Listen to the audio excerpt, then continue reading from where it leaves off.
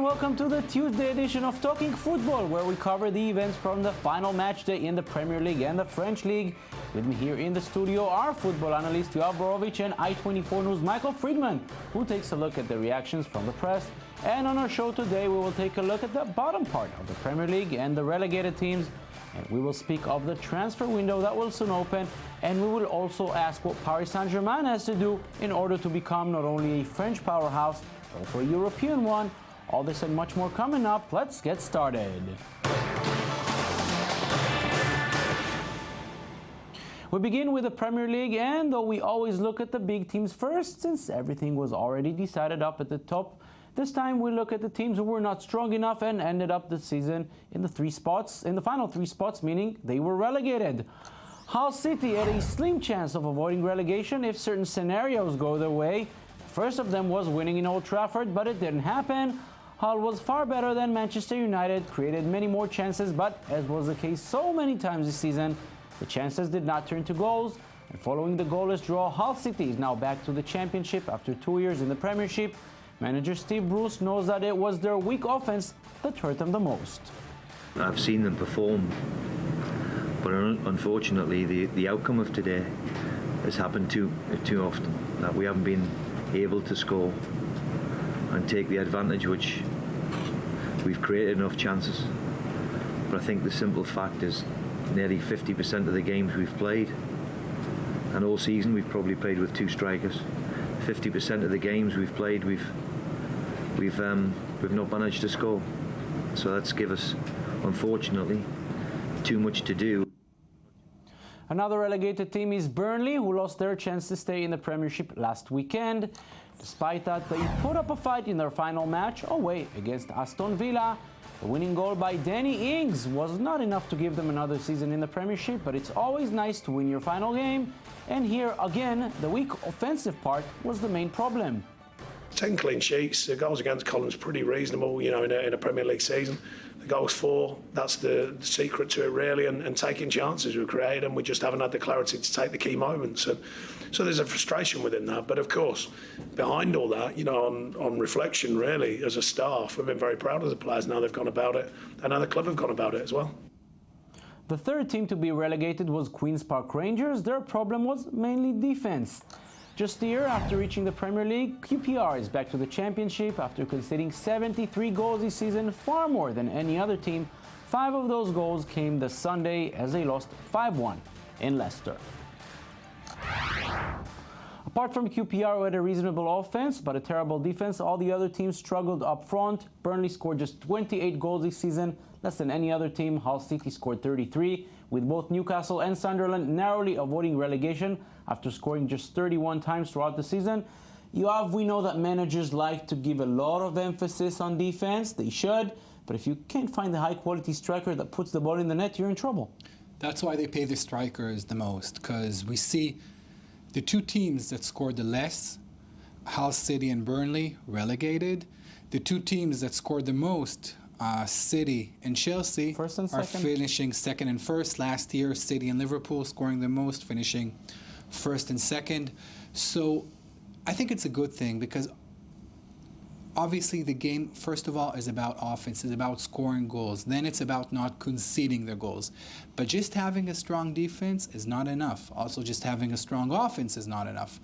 But in England, when it's a very attacking-minded game, you need to score goals, you need to find the right strikers, you need to find the right midfielders who can score. Those are the big money players. Yeah, and something which the bottom teams have not been able to do. Now let's move to the top of the table, to the team that has no problem with top quality strikers. We're speaking, of course, about champions Chelsea. The Blues scored 73 goals this season, second only to Manchester City in this aspect. He finished the season with a 3-1 victory at home against Sunderland, with Loic Remy finding the net twice and Diego Costa getting his 20th of the season. Manager Jose Mourinho may face a big problem soon, not enough fingers to count his trophies. You were showing 8 fingers for your 8 titles. A lot, eh? I have to keep it because maybe one day I have no more fingers. That's what I was about to say. So, run out of fingers. So let's go with 8 and try 9 because I'm almost there, unless I put the feet. We heard Mourinho say last week he's not planning major changes in his squad. Will that be enough to take him to the next level, which is, of course, the Champions League? They just won the Premiership. No, I don't think so. I think Chelsea, which is a very strong team, needs to get even stronger. They need another central striker. They need another attacking midfielder. They need also some help on defense. Maybe 3-4 players, top players out should definitely be enough because they have a great nucleus. And Michael, we're speaking about strikers. There's one big name which Chelsea is losing now, which is Didier Drogba, who's leaving the club again. Yes, he's not at his best anymore, but Drogba is big in Chelsea regardless of what he does on the pitch. Absolutely. He is a symbol. He is a legend for the Chelsea, for the Blues, for this club. And the Daily Mail headlines read, Didier Drogba carried off by Chelsea teammates as he substituted during the final game.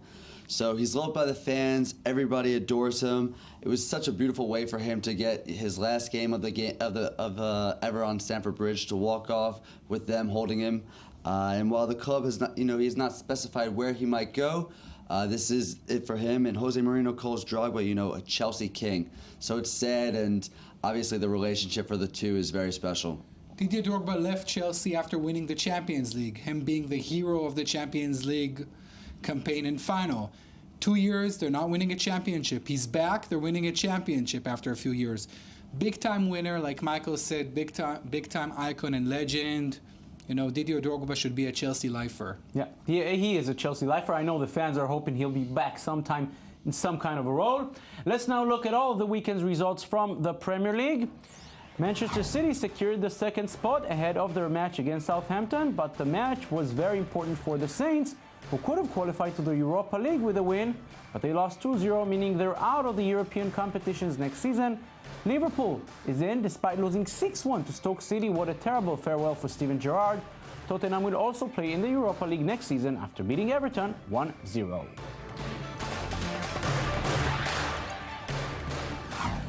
This is how the 2014-2015 season final ranking looks like. Chelsea win the championship. The Blues finished the season with 87 points, 8 more than Manchester City, who came in second. Arsenal will join the two leaders in the group stage of the Champions League. The Gunners are third with 75 points, and Manchester United will play in the playoff stage of the Champions League next season after clinching the 4th spot. The end of the season signals the opening of the transfer period. The official transfer window opens only on July 1st, but the big teams are already on the move with the aim of putting their hands on their big names around and also making sure their stars stay at home. Michael Friedman with a story. The English Premier League has come to a close, but teams aren't wasting any time preparing for next season. Each club will be looking to topple Jose Mourinho's Chelsea, and with that, every team will need to strengthen their squads. Manchester City were hoping to win back-to-back titles, but the team will need to do something if they hope to reclaim the Premier League. Players leaving their club at the end of the season is more common in football today, and Manuel Pellegrini has several key players such as Yaya Toure and James Milner who may be on the move. Well, James said that he was taking the decision at the end of the season. It just depends on what he wants to do with his future. I think that we must respect that also. I always say he's a very important player. He gave us a lot of spirit during the whole year. But in the same way, I think that he must decide his future, what he thinks is better for him. Neighbor and rival Manchester United are still looking to shine as they did during the Ferguson era. While a top 4 spot was a start for this team, United are hoping to sign some marquee players in order to pose a greater threat to the top clubs. There has already been speculations over the future of several footballers, including goalkeeper David De Gea, but United's manager Louis van Gaal knows there are many factors that come into play during the transfer window. Of course, I know which players have to go and which players have to come, but you never know if they go or if they come, because it's dependable of a lot of aspects, and you know that. Liverpool's disappointing season was especially painful for the players and manager. The talented Raheem Sterling will be a prime target for many clubs, but Brendan Rodgers knows how valuable the striker is to Liverpool. But the facts of everything are very, very simple. Raheem, whether there was talks or no talks, has 2 years left on his deal at Liverpool, and I expect him to see that 2 years through and continue to behave as immaculately as he's done. in the time that I've come into the club. Arsenal will be searching for some more talent and are hoping to pick up Peter Cech from Chelsea. The strong connection between countrymates Cech and Thomas Rosicky left speculation that the player will be used to help bring the goalkeeper, something Wenger denies. Thomas Rosicky is not involved in the transfer market at all. You know, he will be with us next season, and we do not use the players for that. With the summer transfer window beginning shortly, each club will need to do everything to enhance their squad and hold their star players for the 2015-2016 campaign. You have money is obviously an issue, but you have to know how you spend your money. Look at what Manchester United did. They're spending so much on Falcao. Di Maria, the highest ever transfer in the Premier League, not good enough. What do they have to do in order to make this money well spent, not just spend it as it is? First of all, it has to be signings based on research, based on extensive research. With Manchester United, when they spent nearly £200 million in the last summer, it was out of panic. A lot of those acquisitions were just in the last moment, out of panic. They were missing a striker, missing a midfielder, missing people on defense. So a lot of those players didn't pan out. They were not the players that the team needed. They were highly qualified players, but it's not exactly what the doctor prescribed. It wasn't what Louis van Gaal really needed. So I hope for them that this summer their spending will be just more researched and more intelligent. They have the money and they have the will to spend it. They're as big spenders as Chelsea, as Manchester City, just as big. Yes, but with Chelsea, you see with Mourinho, the guy has a plan. He's there for the long haul. He brings in players that he wants. He let go some players who are very good players. De Bruyne, Lukaku, Schürrle, great players, but for his system, those players didn't work out, and he won a championship without those three very, very good players. So, having the money is a prerequisite. You cannot win without money, but it's not enough. And Michael, there may be still some time, but as far as the press is concerned, the transfer period is here. It's already happening. It's true. All the managers are being asked on who is staying, who is going. The Guardian headlines read, Jose Mourinho's transfer window will be like Wall Street collapsing. So Mourinho expects the summer transfer market to bring in big consumption of high-paying players because everyone's going to want to challenge them. And most likely we're going to see clubs, overpaying for all those players.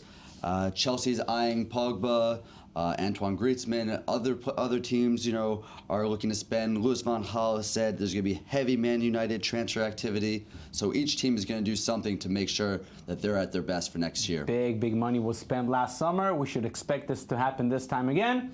Now it's time to cross the channel and look at the French League.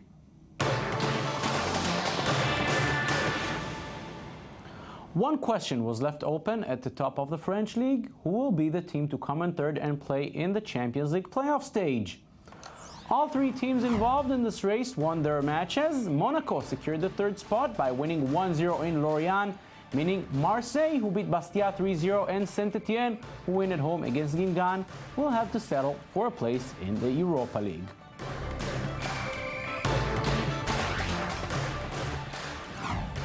Paris Saint-Germain, who beat Rennes 3-2 in their final match, win their third successive championship and finish the season with 83 points.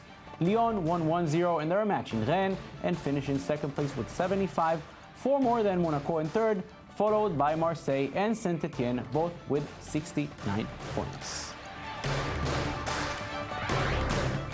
We spoke of the transfers in England. The same thing in France. One very, very big team, very rich, money is endless. If they want to be a powerhouse in Europe, they need to make some changes because they're good, but they're not good enough. Exactly. They're very good up front. They have two great strikers, and Cavani and Zlatan Ibrahimovic. They're good all over, but they need to be much better. And a player they're looking at, just talking before about Man United, Angel Di Maria, the great Argentinian winger, center fielder. He didn't play midfielder. He didn't play so well for Manchester United during most of the campaign. He started great, but then he went down. But still, Di Maria is one of the most technical players in Europe, and we know that Paris Saint-Germain want him. They will probably be And they have the money. They have the money. He's a very expensive player in transfer fee and wages, But I look at them probably trying to get him. Man United, for the right price, will probably sell him. Di Maria will be a great compliment for Paris Saint-Germain because we're talking world-class footballer, but it still won't be enough. Because we saw with Paris Saint-Germain, they beat Chelsea. It's a very, very good team. But if you want to get past the Barcelonas, the Real Madrid, the Bayern Munichs, you need more. Exactly. The Qatari ownership are pouring hundreds of millions of dollars into this team. They want the very best. They will have to get better. We'll follow them as well. Yoav Borowitz, Michael Friedman, thank you very much for being with us. And that's it for Talking Football this week. Join us again next week for a look at the domestic cup finals and the preparations for the Champions League final. Till then, thank you for watching and have a beautiful day.